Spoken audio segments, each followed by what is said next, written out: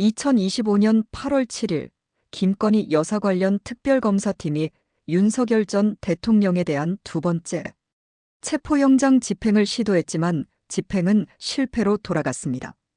특검팀은 이날 오전 8시 25분경 서울구치소에 수감 중인 윤 전 대통령을 대상으로 법원이 발부한 체포영장을 집행하려 했습니다.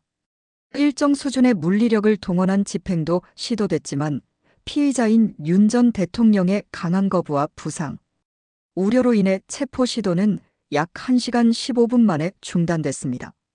특검은 이날 공식 입장을 통해 현장 의견을 수용해 체포영장 집행을 오전 9시 40분에 중단했다고 밝혔습니다.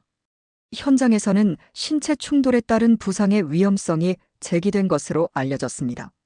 이는 지난 1일 있었던 1차 체포 시도 이후 엿새 만에 이뤄진 두 번째 영장 집행 시도입니다. 당시에도 윤 전 대통령은 속옷 차림으로 버티며 체포를 거부했고 이로 인해 집행은 이루어지지 않았습니다.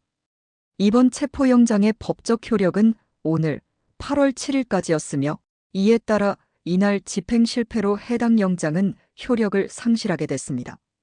특검 측이 추가로 새로운 체포영장을 재청구할지 여부는 아직 밝혀지지 않았습니다.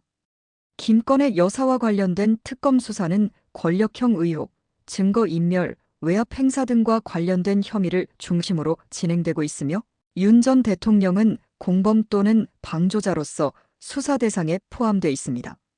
특검은 윤 전 대통령이 수사에 협조하지 않고 있다는 점을 이유로 강제 수사 필요성을 강조해왔습니다. 반면 윤 전 대통령 측은 체포영장 집행 자체가 헌정 질서를 훼손하는 무리한 수사라고 반발하고 있습니다. 윤 전 대통령의 측근들은 체포 시도에 대해 전직 대통령에 대한 예우를 무시한 처사라고 주장하며 헌법소원 또는 형사고소 등의 대응도 검토 중이라고 밝혔습니다. 이번 사안은 전직 대통령에 대한 체포 시도라는 점에서 법적 정치적으로 큰 파장을 낳고 있습니다. 수사기관과 피의자 간의 충돌이 이어지면서 사건은 단순한 법적 절차를 넘어서 정치적 중립성, 수사의 정당성, 공권력의 한계 등 다양한 논점을 동반하고 있습니다. 한편 윤 전 대통령을 대상으로 한 체포영장이 두 차례 집행에 실패한 전례는 이례적인 사례로 평가되며 향후 수사 전략에 대한 특검의 내부 조정 가능성도 제기되고 있습니다. 영장 재청구 또는 기소 여부를 중심으로 향후 새로운 법적 절차가 전개될 수 있다는 관측도 나옵니다. 이번 사건은 전직 대통령에 대한 강제 수사의 한계, 그리고 수사기관의 집행 권한과 법적 판단 사이의 경계를 둘러싼 논의로 이어질 것으로 보입니다. 또한 향후 특검의 수사 방향과 윤 전 대통령 측의 대응 여부에 따라 헌법재판소나 대법원 등 상급법원의 판단까지 이어질 가능성도 배제할 수 없습니다.